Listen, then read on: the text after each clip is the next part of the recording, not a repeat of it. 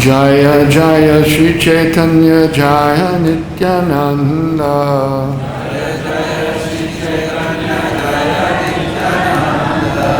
Jaya Jaya Shri Chaitanya Jaya Nityananda.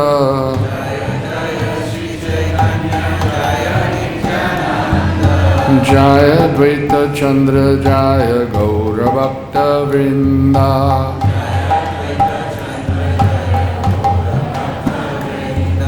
Jaya Dvaita Chandra Jaya Gaura Bhakta Vrinda.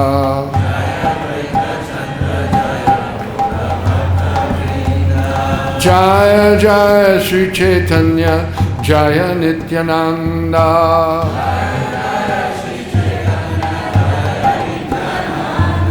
Jaya Jaya Shri Chaitanya Jaya Nityananda.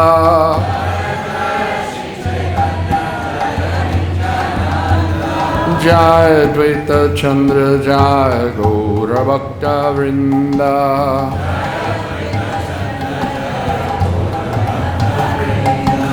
Jaya Dvaita Chandra Jaya Gaura Bhakta Vrinda.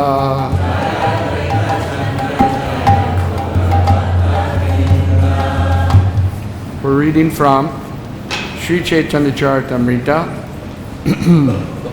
Adi Leela, Chapter 1, entitled The Spiritual Masters, text number 47. You chant together, or yeah? Let me put my glasses on here.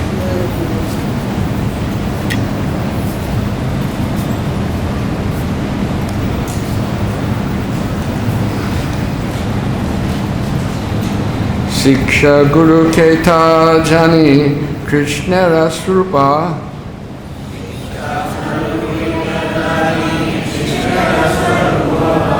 Siksha Guru Keta Jani Krishna Rasrupa.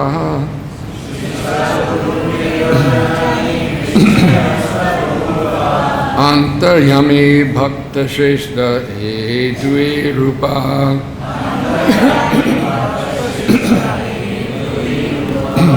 Antaryami Bhakta Shrestha Edui Rupa.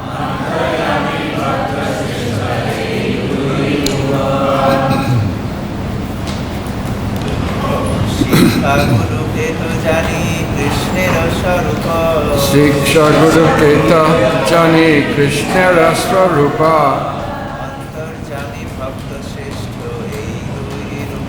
Antarjami Bhakta Shrestha Edui Rupa.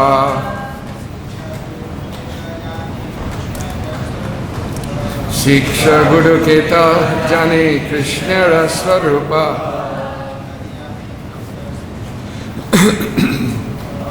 Antarjami Bhakta Shrestha Edui Rupa.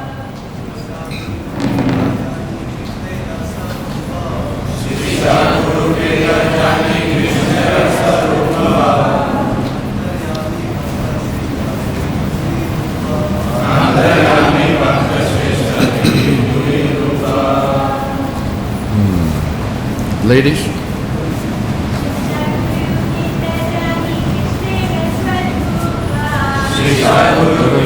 Jani Krishna Raswarupa.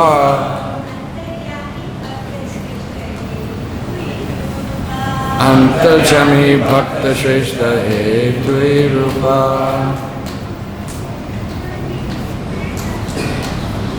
Siksha Guru Keta Jani Krishna Raswarupa.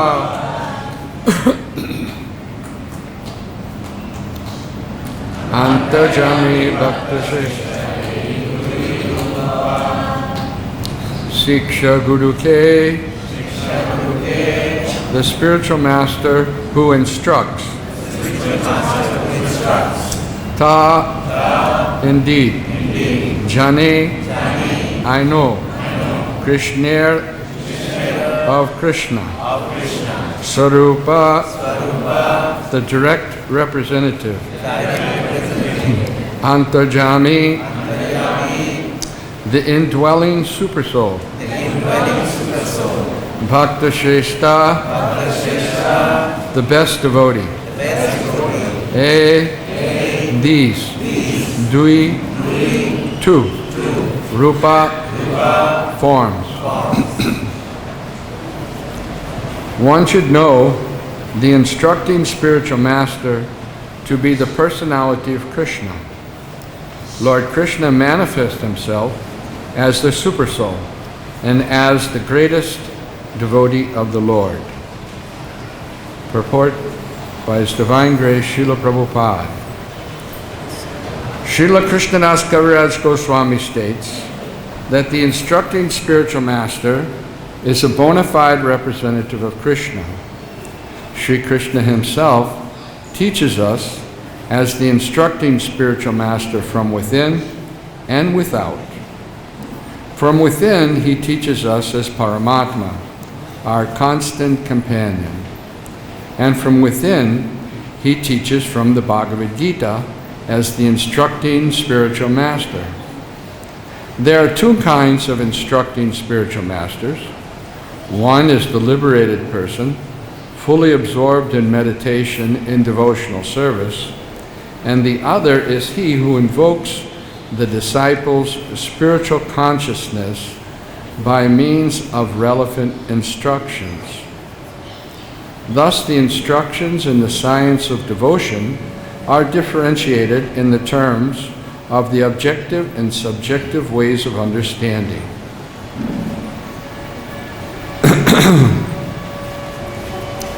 So, first of all, the Chaitanya Charitamrita is described as the postgraduate study of the science of Krishna consciousness. So first you learn the ABCs from Bhagavad-Gita, then you go to grade school, you learn. Then if you do better, you can go to college. Right? If you don't understand ABCs, then how you'll go to college? Not possible. And then if you do well in college, you can go to postgraduate work, right? Get a master's degree, a PhD. Right? So that postgraduate work is this Chaitanya Charitamrita. And this particular chapter about the spiritual master is, a little complicated. It's not so easily understood. I think our movement is still struggling with trying to understand. Although Prabhupada explains everything very clearly, still it's a matter of realization. Like birds, a bird can fly as high as its capacity. Right? You have different kinds of birds. You have eagles, they can fly so high. In Bombay we have, I don't know here, they call them kikes. They can fly very high and they soar, they easily glide in the breezes. But crows, we have a lot of crows in Bombay too, they really have to struggle to get up in the air, and they can only go so high. They can't imagine to go as high. So in the same way, it depends upon our realization, how we can understand these purports. As devotees,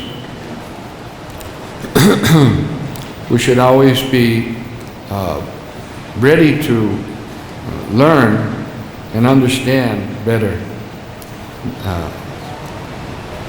So here, the instructing spiritual master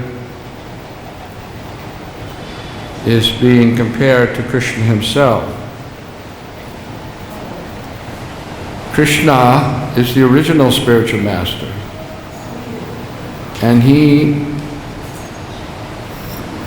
wants to see that all his living entities come to the process of bhakti and come to their original position as to being his servitors. The reason that the living entity comes into the material world is because they no longer want to surrender. They want to independently try to become the master. Devotional service, instructions from Krishna that are in the Bhagavad-Gita are to bring the living entity back to the original position of being the servant of Krishna. So Krishna wants to help the living entity. He's very interested to see that his parts and parcels come back to him. We have a body, and it has various parts, right? You have 10 fingers, you have a little finger. What do they call it? The pinky? Right? A pinky? Baby finger. Huh? The baby finger. The baby finger, right? So if there's some problem in your baby finger, you don't think, Are chordo, what difference does it make? I have 9 more fingers. No. You think how to go to the doctor, get it rectified, get it working condition, is it not? In the same way, we're Krishna's parts. We're part and parcel of Krishna. So in the same way, when Krishna sees that we're not in proper condition, he's worried about it. He has concern. And therefore, he comes, he gives us his instructions in Bhagavad-Gita. Right? He manifests himself in his instructions. The Bhagavad-Gita is non-different from Krishna because it's his Vani, it's his instructions. And in the same way, he manifests himself as the instructing spiritual master. So the instructing spiritual master, he gives the instructions of Krishna. He doesn't manufacture anything. He doesn't try to invent something new. And we see that in the instructions of Srila Prabhupada. If you look in all of his lectures, he may be speaking from Bhagavatam or whatever, but he's focused on the Bhagavad-Gita. He's giving that instruction from the Gita, because that's the instructions of Krishna. This is the instructing spiritual master. When we first got this Chaitanya Charitamrita, the first thing that came out, published, was the 7th chapter. It was printed in a softbound copy called the 5 Features. The Lord in 5 Features. Remember that? Softbound. It was the 7th chapter of Adi Lila. It was about the Panchatattva. That was published first. And then the Adi Lila came out, and there was a big, like the Krishna book, same size as a Krishna book, and a yellow cover, and devotees were eagerly reading the various purports, and they came to this section about instructing spiritual master and initiating spiritual master, and they began to think, oh, the devotee that taught me how to do Sankirtan is my instructing spiritual master. They went to Srila Prabhupada and asked him. And he said, no, for you I am both. Which goes along with his purports, because he says that generally the instructing spiritual master, by giving that instruction, later on goes on to be the initiating spiritual master. So that certainly was the case for all of us with Srila Prabhupada. And even today, as resolved by the GBC, that Srila Prabhupada is the predominant Siksha Guru for all the members of ISKCON. Siksha Guru. So here Krishnadas Kaviraj is saying that Siksha Guru is the manifestation of Krishna. And in one of the earlier verses, which I thought was very important for us to understand, is that it gives Krishna pleasure to manifest himself as the spiritual master. He manifests himself as the Siksha Guru. He manifests himself as a Diksha Guru. Right? And he says that if you want to progress, then you have to take help from Guru. Guru is required. And that's in anything that you do in life, you require a teacher, isn't it? Sometimes devotees like to learn classical music. So what's required? Well, if you want to become good in classical music, first you should have some talent, right? Next you should have a teacher. And third, you have to practice. Right? So it's the same in spiritual life. We have the talent. What is the talent? The talent is that our innate, our original consciousness is Krishna consciousness. Simply it's become covered over. Like gold, Prabhupada said, that's covered by mud. The process of accepting the spiritual master and following his instructions uncovers the mud so that our original consciousness can be manifest.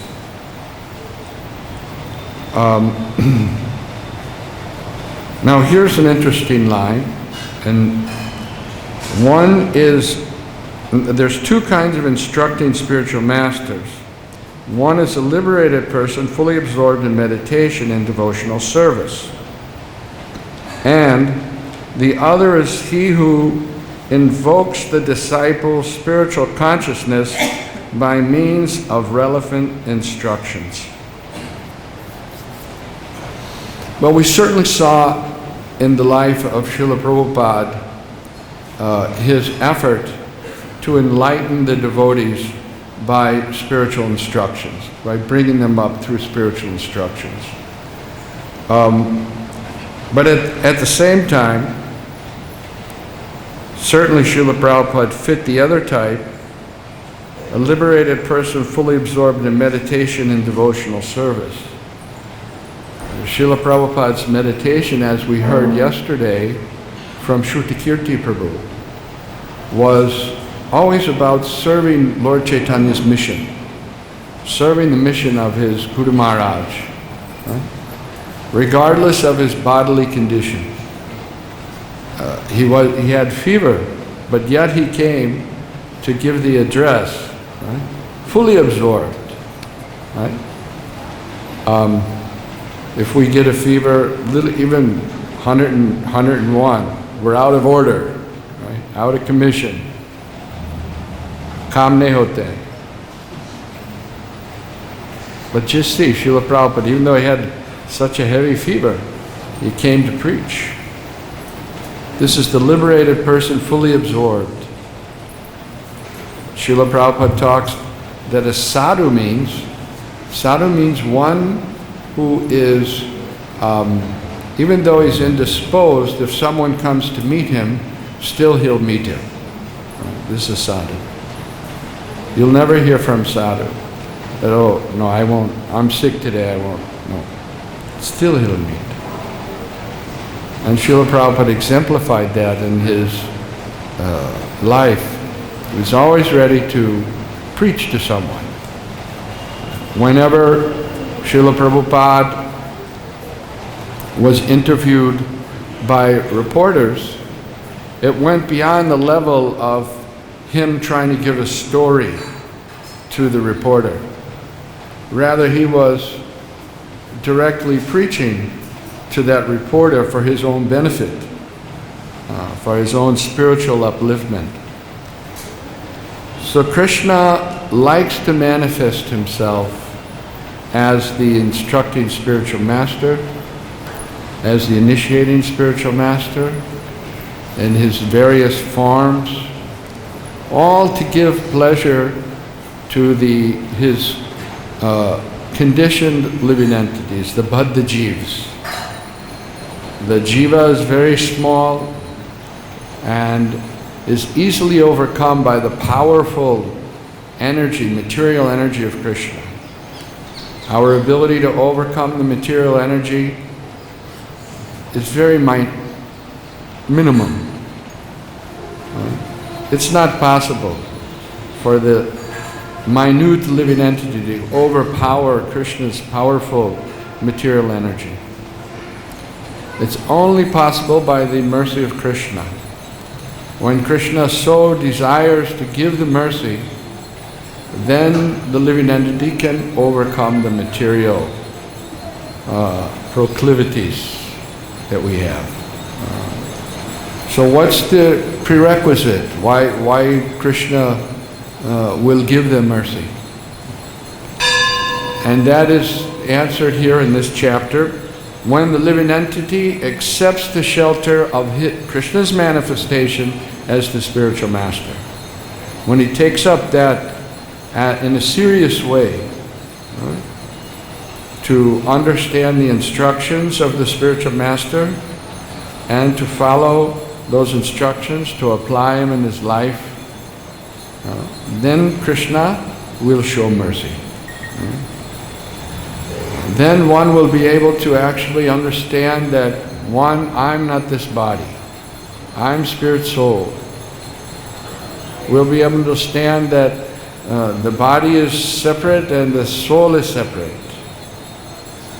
We'll be able to understand beyond that, as a spirit soul, what I'm supposed to do and what I'm not supposed to do. Actually, Krishna is always with us as a spiritual master in the form of Paramatma. He's our neighbor, right? As they say in Hindi, Hamara Bajuwala. Right? Our next door neighbor. He's always there. Right? But yet, we don't pay much attention to it. Right? We have our own things going on. It used to be that neighbors were friendly. But in Bombay today, you can have somebody living right next door and not know their name or who they are or what they do or anything about them. That's the nature of Kali Yuga. Right? But Krishna's there. Just imagine, you're sharing an apartment with someone. You live in the same apartment, but you don't talk to each other. You don't interact. You come and you go. What kind of, relationship is that? But that's what we've chosen. Krishna's with us, where He's in our hearts, like the two birds in the tree, the two parrots in the tree. But somehow or another we've chosen to ignore that the closest person to us, and we've chosen to find someone else to be close to. Nobody can be as close as Krishna, right? But yet we're looking for somebody else to be close to. So that's our tendency. But that tendency can be dovetailed in the service of Krishna also. If we choose to look for devotees to be close to, then that's okay. That will help us progress in spiritual life. And Chaitanya Mahaprabhu came in the form of a devotee. He's none other than Krishna himself, the Supreme Lord. In other incarnations, he performed his activities of protecting the devotees and chastising the demons. The Duskritam, chastising the demons. But in this particular incarnation, he was just as a devotee giving the example how to develop love for Krishna, how to be a devotee of Krishna. So in this Kali Yuga, to claim that I'm a devotee of Krishna and I'm worshiping Krishna, right? But I have nothing to do with Sri Chaitanya Mahaprabhu. That's a illusionary conception of life, right? It's a madness.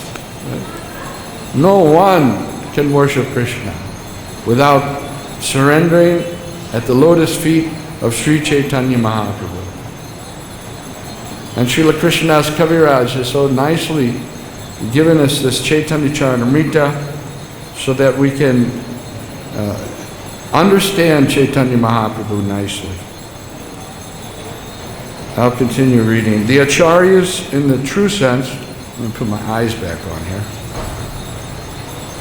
The Acharya in the true sense of the term, who is authorized to deliver Krishna, enriches the disciple with full spiritual knowledge and thus awakens him to the activities of devotional service.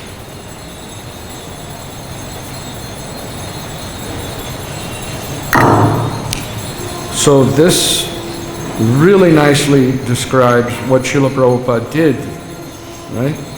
Certainly he was authorized by Krishna, and due to his intense desire to serve Sri Chaitanya Mahaprabhu and his spiritual master, persons that weren't even qualified to take to devotional service, right?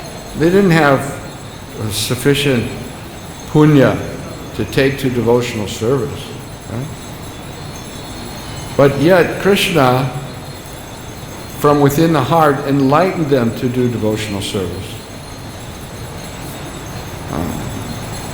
So the Acharya, he sees that spark of interest and expertly fans that spark so that it increases more and more into a fire of a desire to perform activities of devotional service. When by learning from the self-realized spiritual master, one actually engages himself in the service of Lord Vishnu, functional devotional service begins. When by learning from the self-realized spiritual master, one actually engages himself in the service of Lord Vishnu, functional devotional service actually begins. So one may be chanting Hare Krishna, and that's certainly good, but one surrenders to the spiritual master and takes up the different activities of devotional service, then one's devotional service begins. Arjuna realized that. Arjuna was on the battlefield of Kurukshetra. He was in confusion. He was speaking so many things to Krishna about why he shouldn't engage in his duty.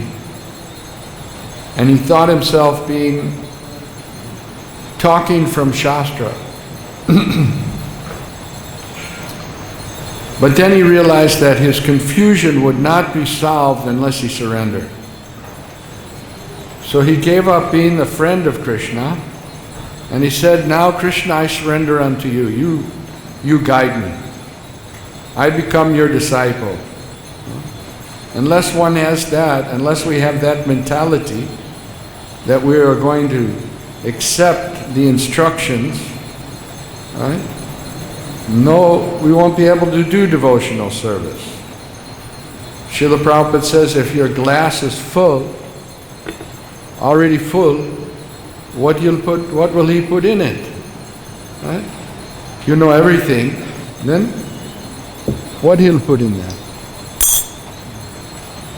Being disciple means the glass is empty. I'm ready to take, to understand, and to follow your instructions. Don't sit like that. Nectar Devotion says not to hold your knees in front of the deities. So how one can perform devotional service has to be gotten from the spiritual master. And then devotional service begins. The procedures of this devotional service are known as abhideya, or actions one is duty-bound to perform. Our only shelter is the Supreme Lord, and one who teaches us how to approach Krishna is the functioning form of the personality of Godhead. There is no difference between the shelter-giving Supreme Lord and the initiating and instructing spiritual masters. If one foolishly discriminates between them, he commits an offense in the discharge of devotional service. The spiritual master is known as Ashraya Vigraha, or the shelter, the form of the shelter that one can get protection from the material consciousness that we've cultivated over so many lifetimes, material consciousness. So when we take shelter from the Ashraya Vigraha, from the spiritual master, we become protected from our conditioning. We overcome our conditioning by first of all establishing our relationship with Krishna, Sambandha. The deity in Vrindavan is Madan Mohan, Srila Sanatana Goswami's deity that gives that relationship. That's the first thing. That's why Srila Prabhupada, he's explaining the glories of Krishna. He's explaining how Krishna is great, so that we will want to have that relationship with Krishna. Everyone is aspiring to have a relationship with a great person. Right? If someone gets an opportunity in Bombay to meet Amitabh Bachchan, they'll be very happy. Right? And to say that Amitabh Bachchan mere dost hai.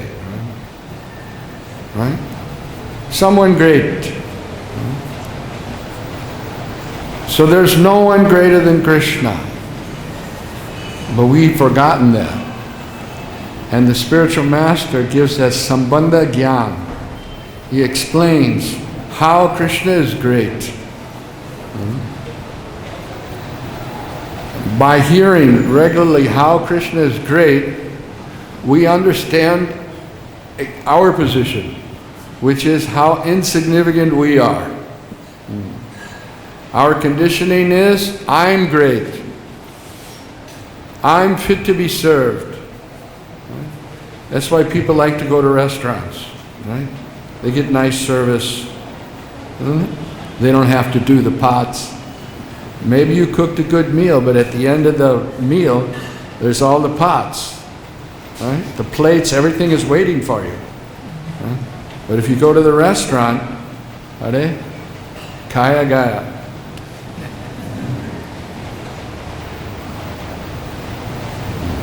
We're the servant of Krishna. But mistakenly, over so many different lifetimes, we've imagined that I'm the master. I'm the master. Like every man, he thinks, and I'm going to get married, I'm going to get a nice wife, and then, she'll do what I say. Right? That lasts about how long? Till just about after the marriage is over? Then, in practical life, we know. Right? If you don't do what the wife says, you're in trouble. There's a story. There was a king. And he had so many ministers. One of his ministers, Birbal, told him, "Are all your ministers, they're all do whatever their wife says." And the king says, "I don't believe that. He said, okay, you just ask them. So he told his ministers, all of you who do whatever your wife says, come on my left side.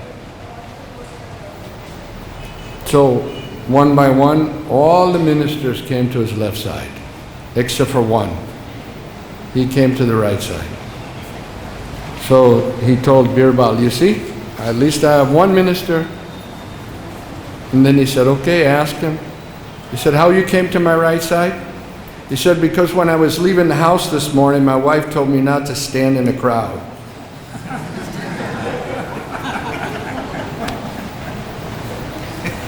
So the reality of life is something different, very much different. Therefore, we have to change our conditioning, change our consciousness to understand that I am not the master.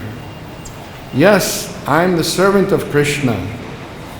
And the spiritual master tries to establish that in his Sambandha Gyan, giving the greatness of Krishna.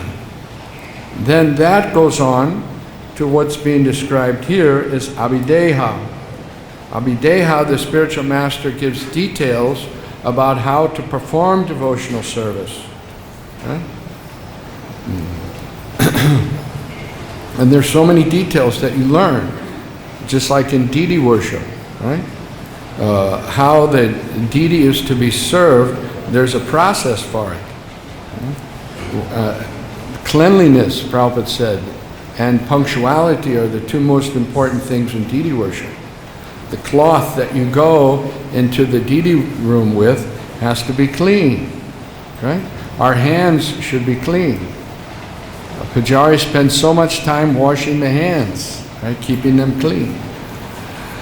And every detail is there, and the spiritual master gives all those details. Right? They're not for no reason. Kuch faltu kaam nahi hai.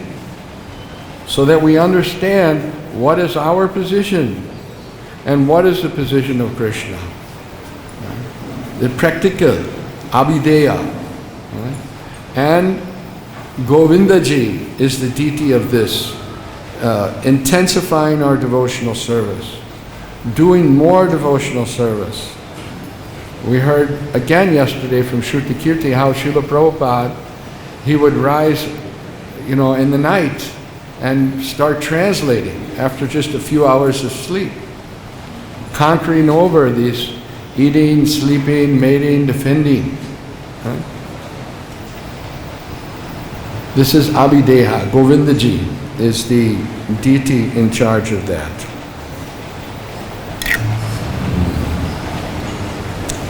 Srila Sanatana Goswami is the ideal spiritual master, for he delivers one the shelter of the lotus feet of Madan Mohan. Even though one may be unable to travel on the field of Vrindavan due to forgetfulness of his relationship with the Supreme Personality of Godhead, he can get an adequate opportunity to stay in Vrindavan and derive all spiritual benefits by the mercy of Sanatana Goswami. Sri Govindaji acts exactly like the Siksha Guru, instructing spiritual master by teaching Arjuna the Bhagavad-Gita.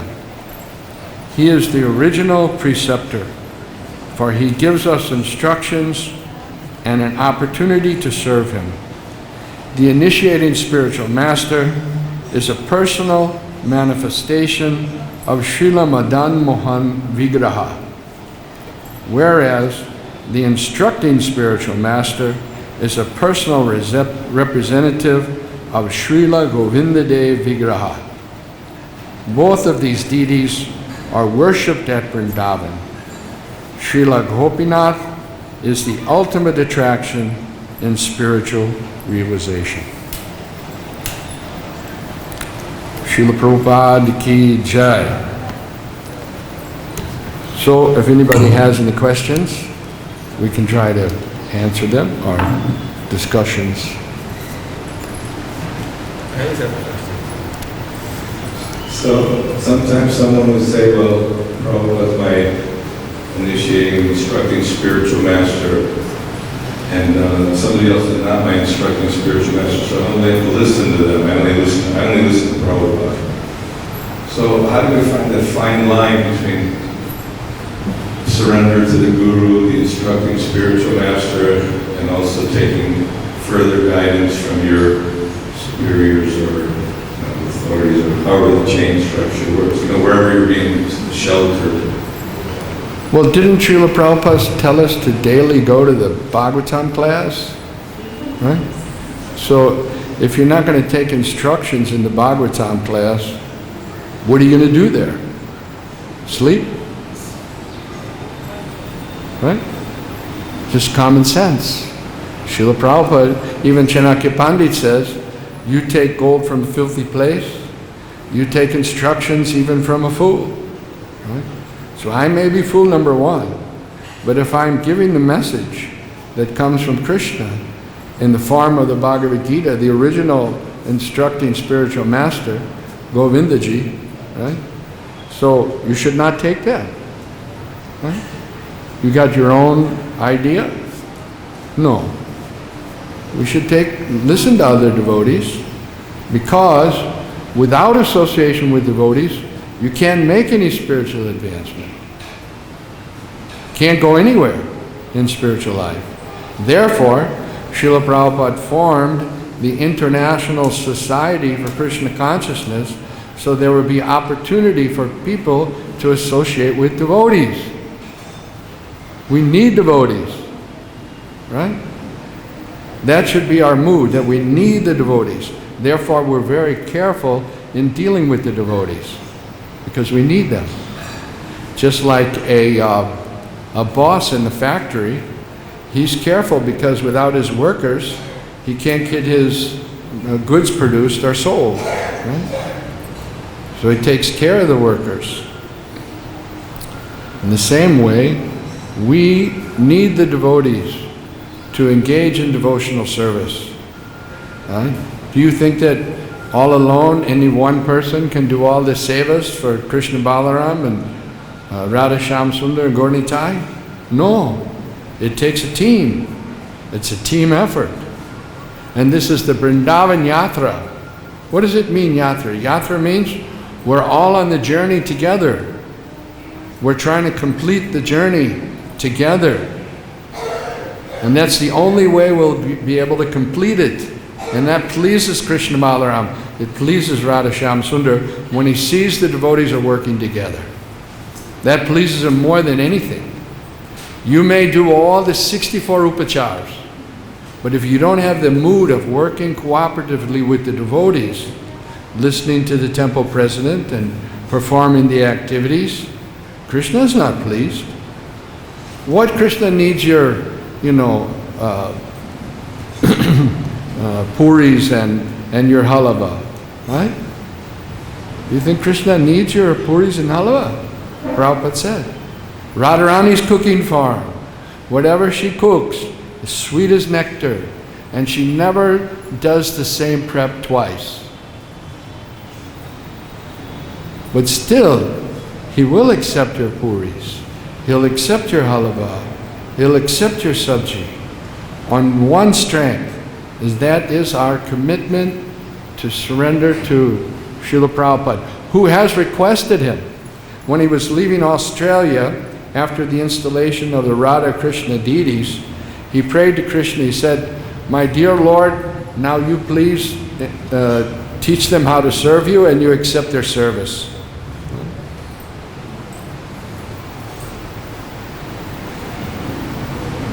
So the Archa-Vigraha is accepting our service by the request of Srila Prabhupada. But he'll only accept that service if we cooperate together. We had that mood of working together and helping each other in devotional service.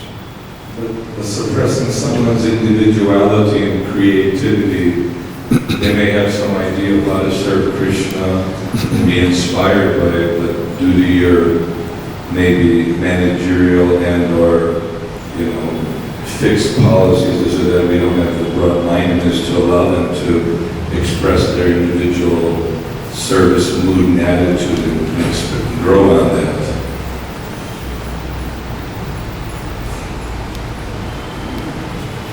Problem.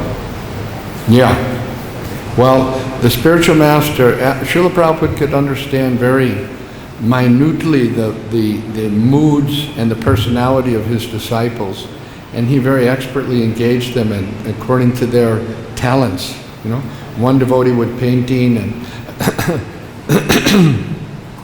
here in Vrindavan we had an example of that.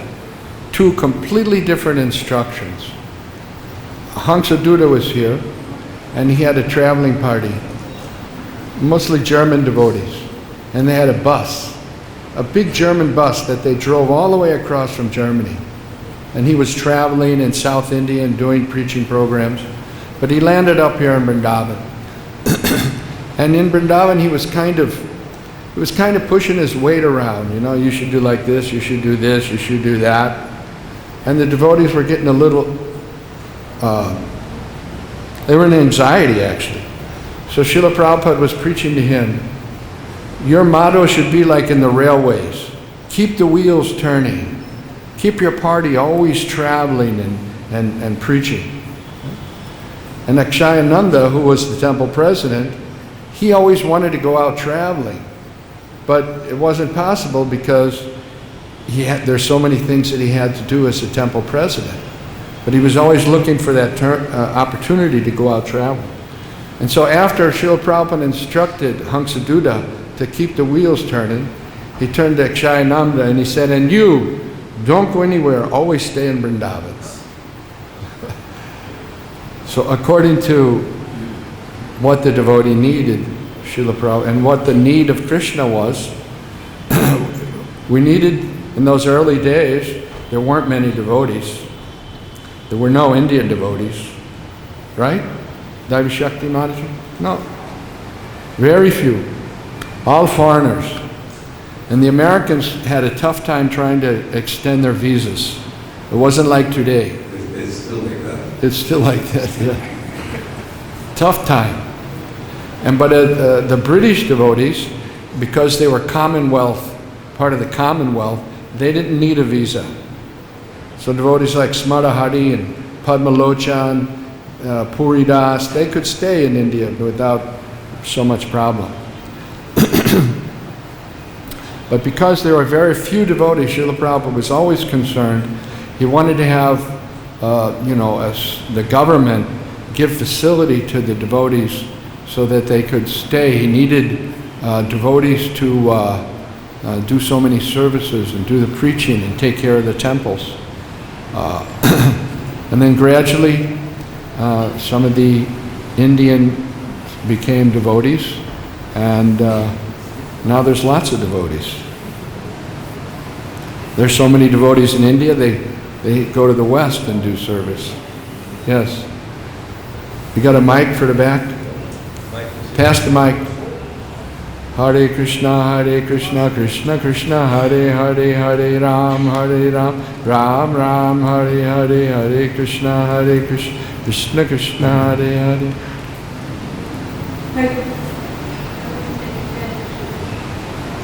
Sometimes you must come closer, maybe. I think you're too far away from here, too far from home base. Yeah.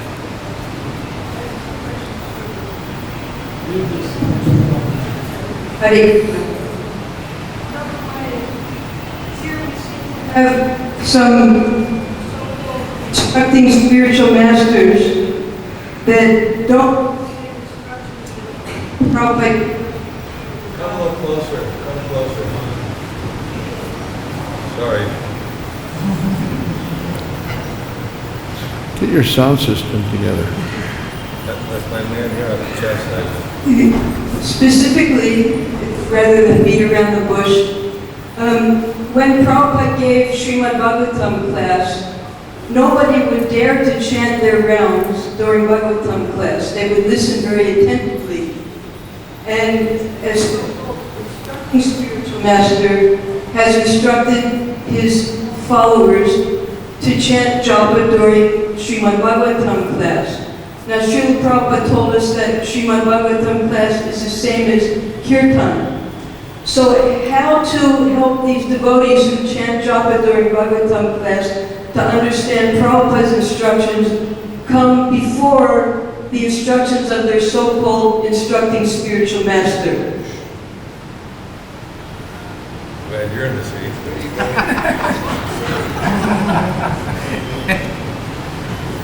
Nobody's a spiritual master and if they don't follow the instructions of Srila Prabhupada.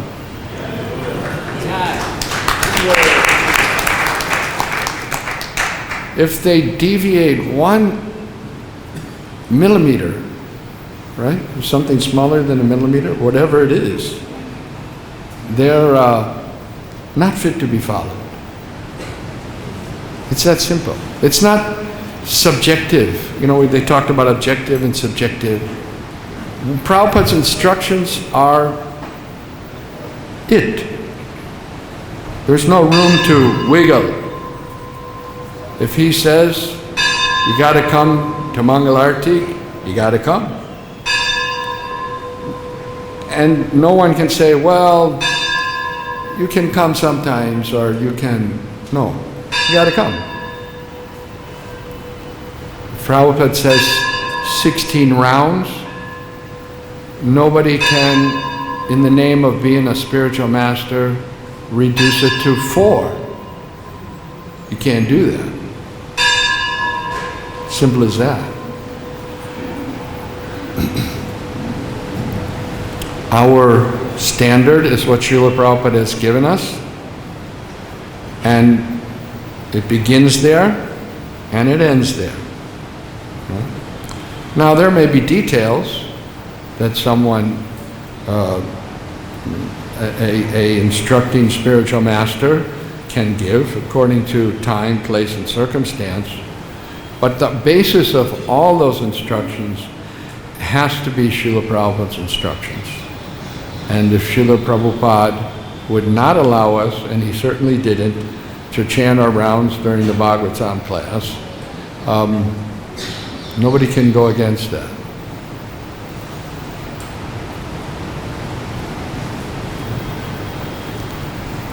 That's from the BEB.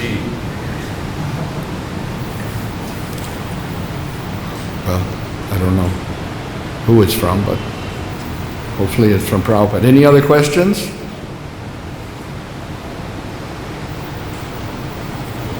Okay, one in the back there.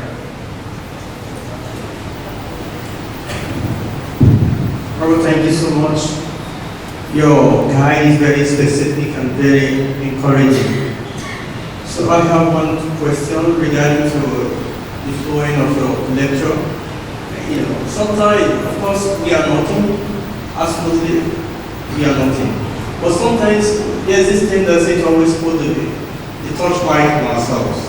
So what would be your practical guide on how to always take the torchlight away from ourselves? Well, the first thing is to chant Hare Krishna, Krishna Krishna, Hare Hare, Hare Ram, Ram Ram, Hare Hare. And then the second thing is to, wherever you go, whoever you meet, tell them about Krishna. And your focus will be away from our own identity and focused on Krishna's identity as being very great. And in that way, we'll come to understand our position in front of Krishna as being something very insignificant. Thank you. Hare Krishna. Okay. Hare Krishna. Thank you very much for the wonderful class. I have a question in regards to following the instruction of the spiritual master and also Mr. Prabhupada, the foundation Mr. Prabhupada has left down in his books. Now, we do know from my own understanding of certain things from what I've seen is that most often we listen or we decide to follow a certain instruction based on our mental understanding, our mind, how our emotion is towards what is being said to us, and not based on intelligence. Now, most often because we follow things based on our emotion, not based on intelligence, there's always this conflicting point that is there for us to always be stable in either the instruction of the spiritual master or what every instruction that has been left in Sri Prabhupada's book. And because we want to understand what has been left in Sri Prabhupada's book, we listen to what the spiritual master is saying. And most often, when we listen to what the spiritual master is saying, we just accept it based on our emotion, not based on the intelligence. Now, how do we bridge this? Like, what is the balancing point for us to bridge this emotion, listening and hearing emotionally, and listening and hearing with intelligence? Thank you, brother. Well, the spiritual master always has to take into account the psycho-physical nature of the disciple and how to engage them best. So there's some subjectivity to that. I joined this movement with a very good friend.